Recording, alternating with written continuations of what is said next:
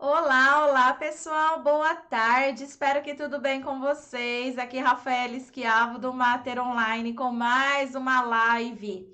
E nós vamos falar agora, né, na live de agora das 5 horas, né, que estamos iniciando, como a psicologia pode ajudar na promoção de saúde mental materna, tá? Então, esse será o tema da live de agora que nós vamos falar. Às 19 horas temos uma outra live. Vamos falar um pouquinho, então, sobre como que a psicologia pode ajudar na promoção de saúde, certo? Então, vamos lá, gente.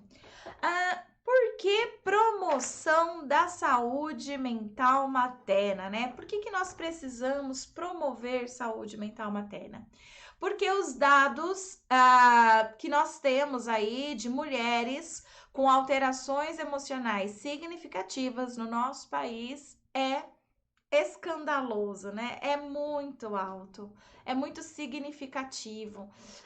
Muitas vezes a gente tem a crença de que o período da gestação é um período de plenitude, em que a mulher está feliz, em que ela está plena, né? E, infelizmente, vários profissionais da saúde também acreditam nisso, incluindo o psicólogo, tá? O fato é que isso é um conhecimento do senso comum, né? É algo não baseado de fato na ciência. Porque quando a gente vai de fato para os estudos científicos, né, nós temos já uma publicação muito sólidas, né, e que já estão sendo realizadas aí há muitos anos e que na realidade elas apontam que o período chamado perinatal, que é gestação e pós-parto, parto e pós-parto, né, esse período ele é potencial de risco para alterações emocionais, tá? Então, aquilo que a gente acreditava, né, que olha, mulher grávida, ela tá super feliz, era o que ela mais queria na vida dela, né? Aquela ideia romântica, né, de gestação, de maternidade, na realidade, na vida real, não é assim, tá? Os estudos científicos, então, eles contradizem o senso comum nessa questão. Então, quando a gente vai para a ciência e começa a estudar, a gente percebe que o período, então, chamado perinatal, é um período potencial de risco, que ele tem potencialidade para que essa mulher, então, apresente uma condição de risco, de saúde mental, tá?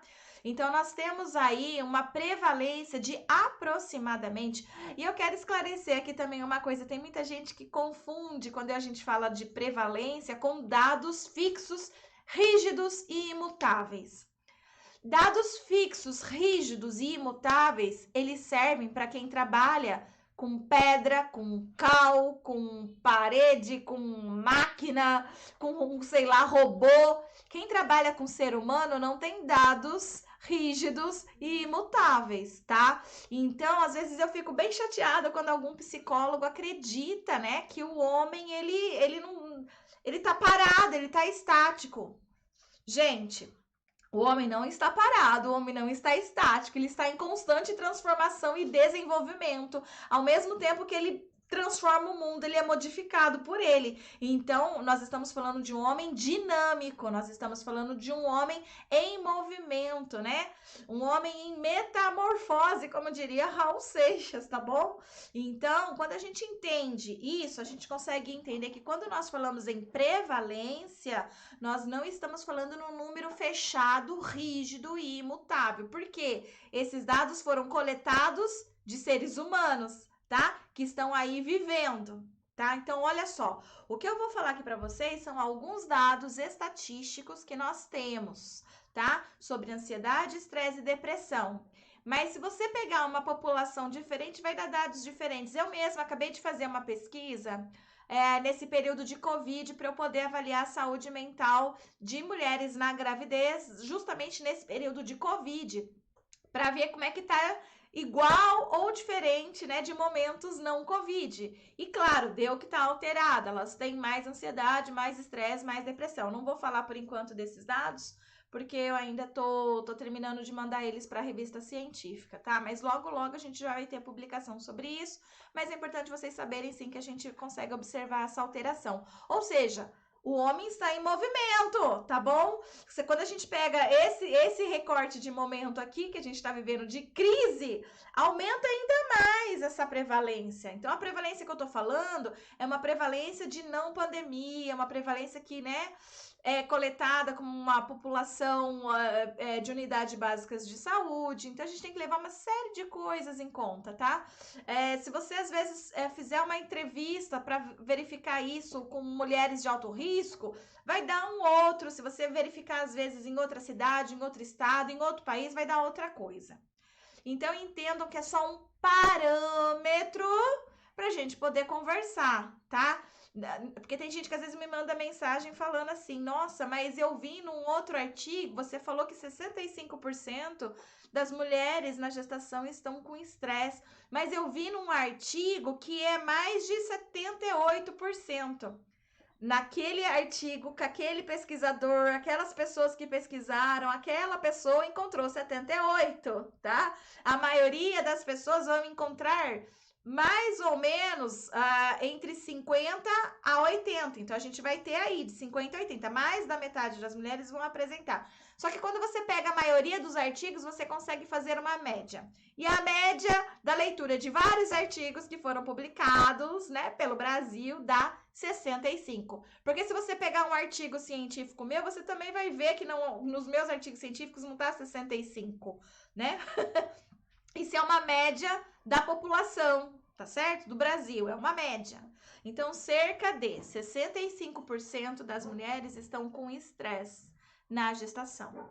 Cerca de 35% estão com alta ansiedade. E cerca de 25% estão com sintomas de depressão. O que isso significa, gente? Que mais da metade das grávidas no nosso país estão apresentando alguma alteração emocional significativa, tá? Então, a gente, a cada 2 gestantes, uma tá precisando de ajuda. A metade delas, tá? Precisando de algum tipo de orientação. Por isso, a importância da gente falar sobre saúde mental materna. Por isso, é muito importante a gente trabalhar com promoção à saúde mental materna. Porque no nosso país, os dados são alarmantes, são graves.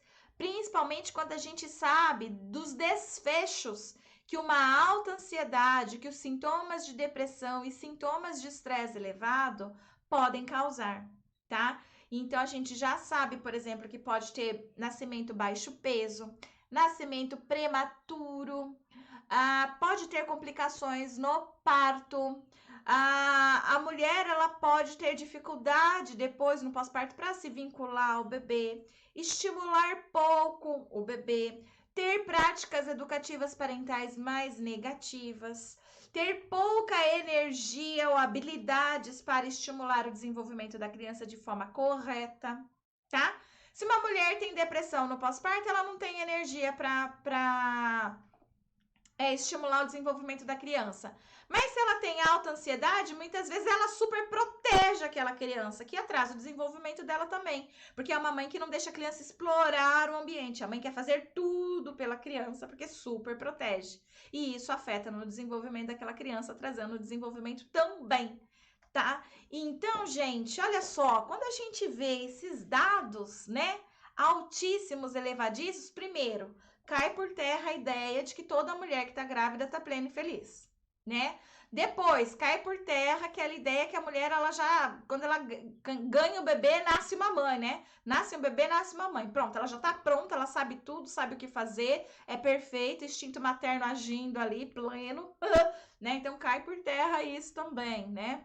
Então, assim, e quando a gente sabe, então, que isso pode trazer as consequências para a relação mãe-bebê e para o desenvolvimento daquela criança, né? Fica claramente visível que a gente precisa trabalhar para a prevenção dessas alterações.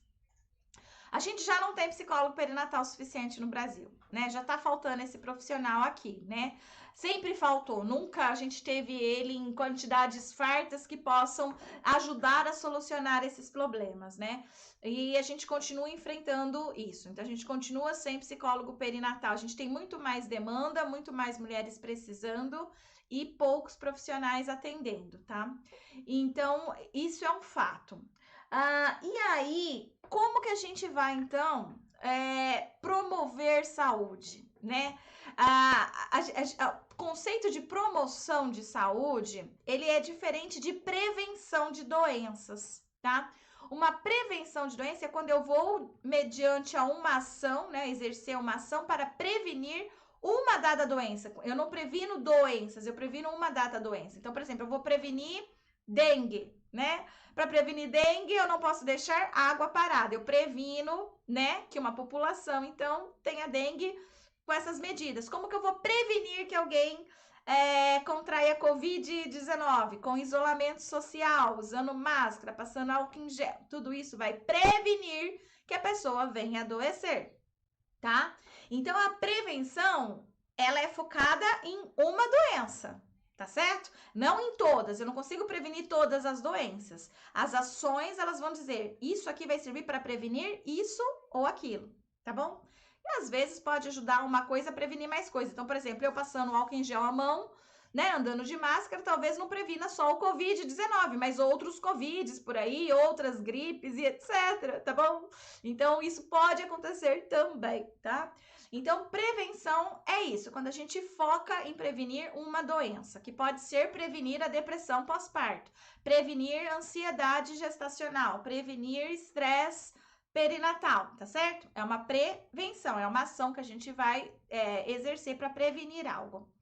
A promoção de saúde é um conceito amplo, porque aí sim, a gente está falando de saúde, a gente não está promovendo um tipo de saúde, né? A promoção de saúde é um conceito mais amplo.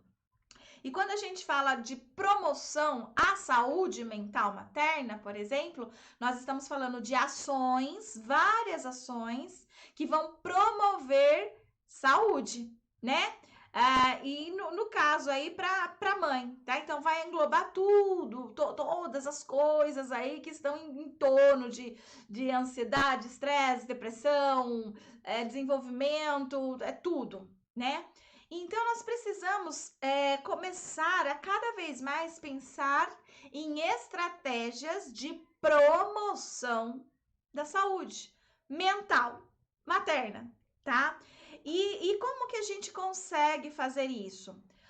Com algumas ações. Eu coloquei algumas ações aqui para a gente poder ir discutindo sobre elas, tá?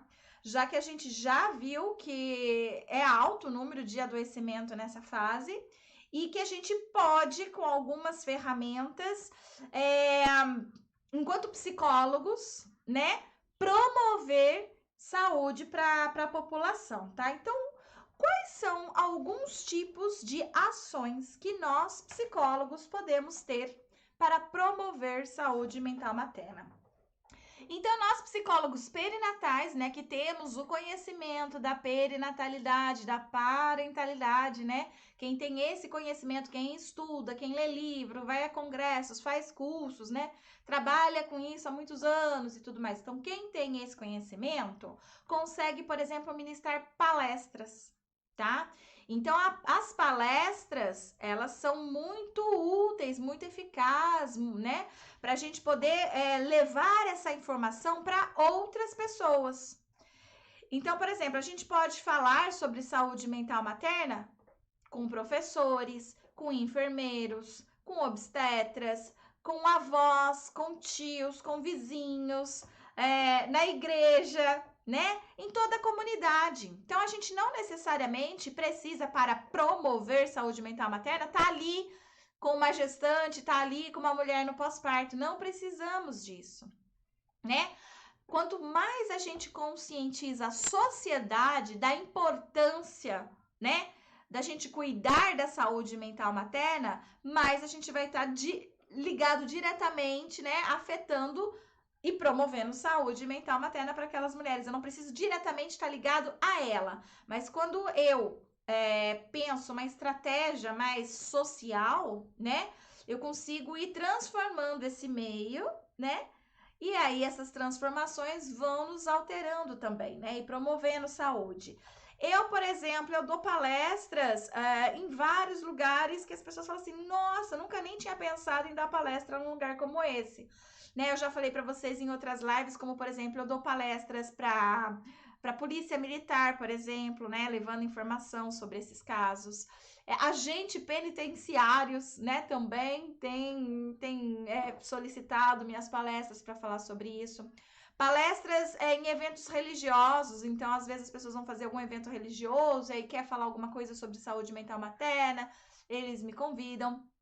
Tá? Então você tem que estar aí, ó, dando a sua cara, inclusive, né, para que você possa ser conhecida ali na sua cidade, na sua região, né? E com isso você vai ganhando, inclusive, pessoas atentas a você, a sua profissão, ao que você faz, né? É uma forma, inclusive, de se divulgar. Então, são dois benefícios, um para você e um para a sociedade, né? Porque você está levando informação para a sociedade por meio, né, de palestras, por exemplo. E ao mesmo tempo, então, você vai se autodivulgando, tá? A outra forma é fazendo orientações, né? Orientações pontuais mesmo. Então, por meio de palestras é uma outra forma é orientação pontual. Então, você pode fazer grupos pequenos, né? Pode ser grupos de professores, grupos de médicos, grupos de enfermeiros, grupos de pais, grupos de mães, grupos de avós, grupos de rede de apoio. Você vai fazendo grupos onde você vai oferecer orientação. Então, você vai explicar o que é alteração emocional materna, como que está a situação no Brasil. Você pode falar sobre os sintomas que talvez elas possam apresentar, como identificar, né? Como que eles podem agir diante dessas situações, como eles podem colaborar para evitar essas situações, né, de adoecimento mental. Então, orientações pontuais para os mais variados tipos de grupos, tá? Outra coisa que você pode fazer são lives para a população geral. Por exemplo, isso aqui é uma live, eu estou levando informação. Essa informação que eu estou levando é para quem? É para psicólogo. Então, eu estou fazendo, olha só, uma live de orientação para psicólogos. Eu não estou fazendo uma live direto para gestante. Pode até ter gestante aqui, mas não é a intenção. A pessoa veio aqui sabendo que aqui a conversa é com psicólogos, tá? Mas é claro que pode ter alguma gestante aqui. Mas eu vou afetar essa gestante de forma implícita, porque eu afeto você, a minha comunicação aqui vai para você, você passa a saber como fazer para que, né, isso chegue lá na gestante. Então, é exatamente isso o nosso papel. A gente não necessariamente precisa estar com a mulher, a mãe, a gestante, a puérpera, né? Cara a cara, carne e osso. Não. Eu posso fazer ações sociais e com essas ações sociais haver transformação social. E essa transformação social, então, vai poder ser aí um determinante social da saúde, inclusive, né? Positivo ou negativo. Quanto mais a gente negligencia isso, esses fatos, né? Mais a gente negligencia a saúde mental materna. Quanto mais a gente fala sobre isso, quanto mais informação a gente leva para a população, melhor. No caso aqui, eu estou levando informação para a população. Não é geral, é uma população específica de psicólogos. Mas você pode levar a sua informação específica para a população geral, só para pai, só para mãe, só para avós, só para profissional da saúde, tá certo? Aí você tem que pensar quem é essa outra pessoa que você vai transmitir o recado, tá bom? Outra forma que a gente pode estar conversando aí com a sociedade é desromantizando a maternidade, né? Então, por meio das nossas palestras, das nossas lives, por exemplo, das nossas orientações, nós contribuímos muito quando nós desromantizamos a maternidade. Porque se para nós que somos psicólogos, muitos tinham uma ideia romantizada da maternidade, imagine então os outros profissionais, tá?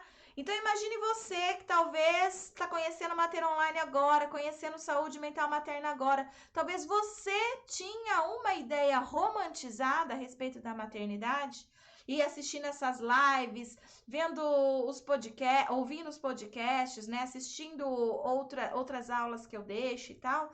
Talvez tenha mudado alguma coisa aí, você começou a perceber que a romantização da maternidade realmente influencia muitas vezes de forma negativa na saúde mental materna.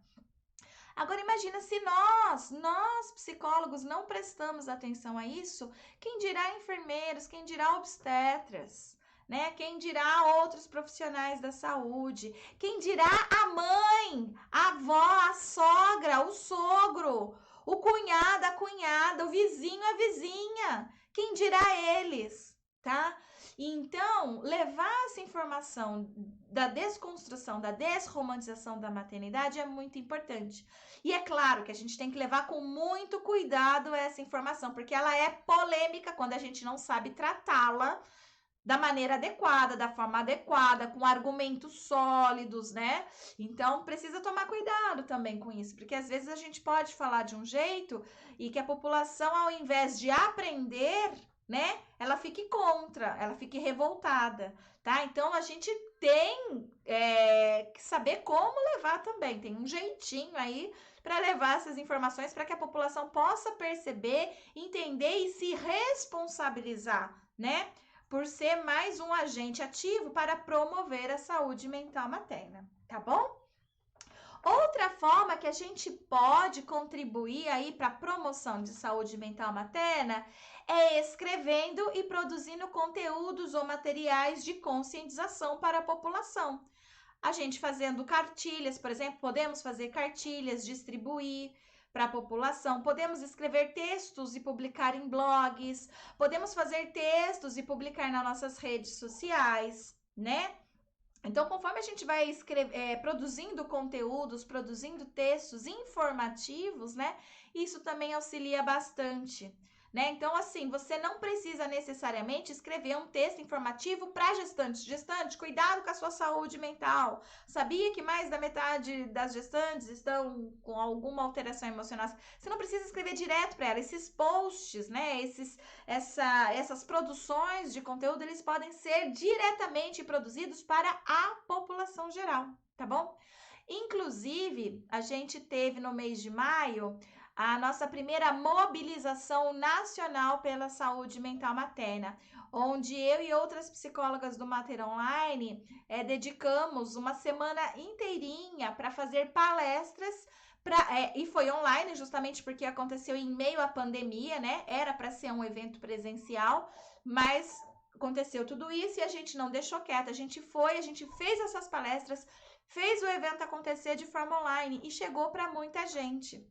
Porque no online você consegue realmente atingir mais pessoas, né? Então, muitas pessoas foram convidadas. Então, não participaram só mães e mulheres, né, grávidas. Não, veio vó, veio parceiro, veio tio, tia, veio a população, veio profissionais da saúde, né? Porque é essa a intenção, é levar esse conhecimento para todos, né? Porque não adianta nada a gestante saber e aí ela vai fazer o quê? Ela vai fazer o quê? Ela vai virar pro marido dela e falar assim, a psicóloga falou que é assim? Ela vai virar pra mãe dela, pro pai dela e falar assim, a psicóloga falou que é... Não! É a gente que tem que levar essa informação pro parceiro, pro avô, pra avó, pra vizinha. Somos nós que temos que dar um jeito, né? Da nossa mensagem chegar até eles, né? A gestante, ela precisa receber cuidados, atenção, ela não precisa ter que falar para o outro, ensinar o outro como que o outro deve cuidar dela, né? Às vezes a gente está falando com elas, né? Com uma linguagem, muitas vezes, que é como se a gente estivesse falando para ela, olha, você precisa se cuidar. Poxa vida, né? A gente vai falar com quem? Com os outros, com o parceiro, com a avó, com a outra pessoa. Porque é ele que precisa saber como cuidar, né, dela. Não é ela que tem que ensinar os familiares como cuidar dela, percebe? Então, é nosso papel. A gente também pode participar de eventos científicos apresentando trabalhos ou propostas, né? de prevenção de alguma alteração emocional significativa. Então, nós somos psicólogos, nós sabemos quando existem os eventos científicos na nossa área, todo mundo pode enviar trabalhos, né? Então, às vezes você já está desenvolvendo algum trabalho, às vezes você não necessariamente é um acadêmico, né? Que orienta estágios, isso, aquilo, mas às vezes você trabalha em um hospital, você desenvolveu uma técnica, às vezes você trabalha na clínica, às vezes você está utilizando de uma técnica e que está dando certo. Então, não necessariamente você precisa ter mestrado, doutorado para ir a congresso científico apresentar um trabalho. Tá? Você pode escrever, se ele for aprovado ali, né? Se você escrever de acordo com as regras do congresso, ele vai ser aprovado e você vai poder falar para o outro o que você está fazendo na sua clínica, o que você está fazendo na organização, na sua organização, né? Enquanto psicólogo organizacional, o que você está fazendo no hospital. Tá? Para ajudar na promoção da saúde mental materna. E então, quando a gente leva esse conhecimento e partilha com outros profissionais, faz toda a diferença. Né? Faz toda a diferença, porque às vezes um profissional está agindo de uma forma e está encontrando dificuldade, só que um outro está agindo de outra forma e para ele está dando certo. Então, quando vai no congresso e escuta, faz todo sentido para ele. Ele fala: poxa vida, que bom que esse psicólogo veio aqui me contar como que ele está fazendo, porque isso agora está me ajudando na minha atuação. Isso que esse psicólogo falou aí faz sentido para mim e eu posso mudar a minha atuação agora. Então, a gente não pode pegar os nossos conhecimentos e guardar só pra gente. Às vezes, as pessoas se travestem, sei lá se é essa palavra, né? Olha, esse conhecimento eu gostaria, acho que seria importante compartilhar com os outros, mas eu tenho vergonha. Eu tenho vergonha de falar. Isso é um certo egoísmo. Por quê? Porque você está deixando de ajudar centenas de outras pessoas. Você consegue ajudar aquelas pessoas que estão na sua clínica, mas você poderia ajudar muito mais pessoas ensinando aquilo que você está fazendo para que um outro psicólogo possa. Nossa, que legal! Que bom que você ensinou, que bom que você está falando como é que você faz, porque agora eu vou fazer. E aí a gente consegue ajudar outras pessoas. Então, às vezes, dizer que eu tenho vergonha, ou o que eu faço, acho que outras pessoas sabem, é muito básico, é muito simples, pode ser uma crença limitante sua, tá? E essa sua crença limitante pode sim impedir, né? Que outras pessoas possam ter uma boa promoção de saúde, né? Um bom desenvolvimento, porque às vezes você tem o segredo que é seu, né? E você tem vergonha, às vezes você quer compartilhar ele, mas às vezes você sente vergonha ou coisas assim. Então saiba que é importante, tá? Participe de mais eventos científicos e conte para as pessoas o que você está fazendo, né? Para que outras pessoas também possam ter essa oportunidade de levar, né? Tal conhecimento para suas ações, tá? Então, participar de eventos científicos é um outro lado que a gente precisa para ajudar na promoção de saúde mental materna. Indo a escolas e dialogando, então, né?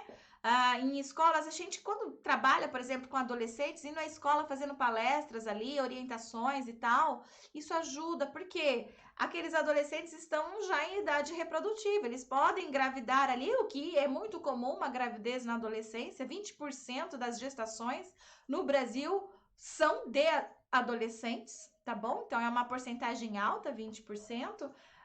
Então, assim, é um momento certo e adequado para a gente levar essas informações, porque mesmo que eles não vão engravidar na adolescência, há uma alta probabilidade da maioria deles um dia engravidarem, se tornarem pais e mães. E eles já precisam ter essa informação, eles não precisam esperar se tornar pais e mães para ter essa informação. A gente pode passar antes, né? É igual criança. Criança, ela não precisa aprender a dirigir para aprender as cores do semáforo, o que significa, aprender as leis do trânsito, né? Tem algumas escolas que já ensinam isso. Ela não precisa ficar adulta, né, para isso. Por quê? Porque ela já vai tomando uma conscientização, ela já vai crescendo sabendo daquilo. Olha, eu atravesso na faixa, como que eu previno dengue, isso e aquilo, como que eu posso beber água, tem que ser de filtro ou não. São várias informações que a gente passa para a criança, né? É claro, para que ela possa ir construindo aí uma forma diferente de pensar, sentir e agir, para que ela se torne um adulto diferente. Então é a mesma coisa a saúde mental materna. A gente já trabalha desde a adolescência justamente para prevenir, né, que coisas aconteçam aí no futuro, tá? E são pessoas muito mais preparadas para acolher, né, essas emoções de outras gestantes. Não precisa ser da gestação deles, né, mas de outras gestantes. Eles já se tornam mais aptos, mais preparados, inclusive. Outra forma que a gente pode também promover saúde mental materna é propondo reflexão com profissionais da saúde. Então, se você já atua aí em hospital, por exemplo, você pode propor algum tipo de reflexão. Você vai pensar na sua dinâmica que você vai usar, se você vai aproveitar uma reunião X e vai pedir a palavra, né? Então, a gente precisa também conversar sobre esse assunto com os profissionais da saúde, porque eles também não sabem disso. O enfermeiro não sabe, o obstetra não sabe, a atendente não sabe, né? Então, a gente que precisa levar essa reflexão, né? De alguma forma. Não sei como, cada um vai ter que fazer da sua forma, porque cada organização é bem diferente uma da outra, né? A gente tem unidades básicas de saúde com poucas pessoas, temos unidades básicas de saúde com muitas pessoas, temos unidades básicas de saúde com o programa Saúde da Família, né? Que tem os agentes comunitários de saúde, tem outras que não. A gente tem cidades que têm 10 mil habitantes, a gente tem cidades que têm 1 milhão de habitantes. Então, depende muito. Não adianta eu falar aqui para você o que você vai fazer. É você que conhece a sua realidade, aí é você que tem que pensar. Eu tô aqui te falando que você tem que pensar em promover saúde mental e que você pode, sim, propor uma conversa aí, então, né, com esses profissionais da saúde de alguma forma, tá? Então, cada um pensando como que pode. A Alexandrina que tá falando, realmente, esse processo com adolescentes é fundamental, né? Olha outra forma da gente poder promover saúde mental materna, conversando com os políticos da nossa cidade sobre a importância de ter em cada unidade básica de saúde um programa de atenção psicológica gestante. Tá? Então, se você conhece algum vereador, por exemplo, né, você pode tentar conversar com ele para que ele possa criar ali um projeto de lei, alguma coisa nesse sentido, que as unidades básicas de saúde, né, possam oferecer um acompanhamento psicológico, tá? Que o psicólogo possa ali estar fazendo o serviço de prevenção, né? Então, a gente pode conversar com esses políticos e propor para eles. Não tem só político ruim no mundo, né? Tem político bom, que quer saber, que quer atuar nessa área, que quer ajudar a melhorar. Então, e ele é político, ele não sabe como, ele só vai saber como se alguém profissional for lá e falar para ele, mostrar a importância, aí ele vai entender, né? E aí vão surgir os projetos de lei. Eles surgem assim, né? Quando a gente vai lá e fala, mostra, porque não tem como ele ter uma visão, né? Olha, eu tô tendo uma visão não tem. A gente tem que levar a informação para eles. Então, muitas vezes a gente deixa de ter, né, programas de atenção psicológica gestantes em todas as unidades básicas de saúde, na maioria das vezes porque nós não vamos falar com os políticos da nossa cidade, né? A gente não propõe para eles isso. Então, é uma outra forma que quando a gente leva essa proposta e de repente ela pode ser aceita, né? Claro que às vezes demora anos e tal, mas a gente tem que começar de uma hora ou outra. E aí, já pensou? Ter o psicólogo lá nas unidades básicas de saúde, atendendo essas mulheres, promovendo saúde, prevenindo adoecimento mental, tá? E por último, né? Como que a gente pode fazer? Eu falei assim, né, com todo mundo, né? E agora sim eu vou falar com a gestante. Então, você pode fazer, né, um programa de atenção psicológica à gestante, direto com ela. Então, você na sua clínica particular, por exemplo, você pode cobrar por esse serviço, inclusive, pode não, deve cobrar por esse serviço. Você só não deve cobrar se você tiver em alguma instituição pública, né? Agora, fora isso, você deve cobrar e elas pagam por isso, tá? O que é atenção psicológica, né? A gestante. São encontros, geralmente eles vão acontecer em grupos, né? Uma vez na semana, por 1h30, 2 horas. Eu já falei sobre ele para vocês aqui em algumas lives, inclusive eu falei em uma das lives lives que pode ser feito de forma online, tá? Não necessariamente presencial, principalmente nesse momento, né, que os grupos, né, evitaram aglomeração, então nem poderia fazer, né, uma atenção psicológica perinatal no presencial, é muito mais indicado no online nesse momento, né? E aí a gente vai trabalhar questões para prevenir, então, as alterações emocionais com essas gestantes, né? Com cada dia um tema diferente, orientando aí, né? Fatos que muitas vezes geram uma ansiedade, um estresse nelas por conta de desconhecimento. E a partir do momento que elas recebem aquela informação e passam a conhecer a informação, aí a gente consegue produzir um efeito psicoterapêutico. É psicoterapêutico no sentido de que ela recebe aquela informação e aquilo diminui a ansiedade, diminui o estresse e evita que aquilo venha se cronificar e venha se agravar, tá bom? Aqui tá falando a Italínia. Programa do governo federal Rede Cegonha poderia incluir o profissional da psicologia na rede. Sim, né? Com certeza. A gente precisa lutar por esse espaço, né? A gente está muito passiva, nós não estamos lutando por esse espaço. Nós estamos muito passivos nisso. Então, a gente vai perdendo de ocupar esses lugares, né? Justamente porque cada vez mais a gente tinha antigamente, dentro da psicologia, um olhar muito crítico, né? As pessoas estavam sempre muito engajadas em movimentos sociais. O psicólogo ele fazia muito parte dos movimentos sociais, sempre engajado. Hoje não, hoje o psicólogo ele está mais assistindo aos movimentos sociais, né? Ele até fica sabendo um ou outro que de fato vai lá e se movimenta. A maioria tá só assistindo, né? Eu não sei o que está acontecendo aí, né, com a nossa profissão, né? Porque era uma profissão de muitas militâncias, né? E hoje não, hoje a gente está um pouco mais acomodado e isso não é um reflexo muito legal, não é algo que a gente tem que se orgulhar, não, né? É algo que a gente tem que voltar a pensar, né? E porque o nosso espaço é estar, né? Nos vários tipos de movimentos sociais, porque nós produzimos os conhecimentos ali para poder garantir, né, os direitos humanos, inclusive, né, os movimentos sociais aí muitas vezes que é para realmente, olha, eu quero garantir o direito humano, né, e de ir, de vir, de ser, né, então nós precisamos cada vez mais aí voltarmos a essas nossas raízes, né, e parar cada vez menos de pensar só nessa linha eu cliente, né? Não é isso eu cliente, porque se eu fico só eu cliente, esse cliente ele faz parte de uma sociedade e que vai receber influências várias dessa sociedade. Então, que tal eu pensar em como que eu posso promover saúde olhando para a sociedade, conversando com essa sociedade, propondo intervenções, orientações para essa sociedade, que aí eu cuidando disso eu consigo atingir aquela pessoa, né?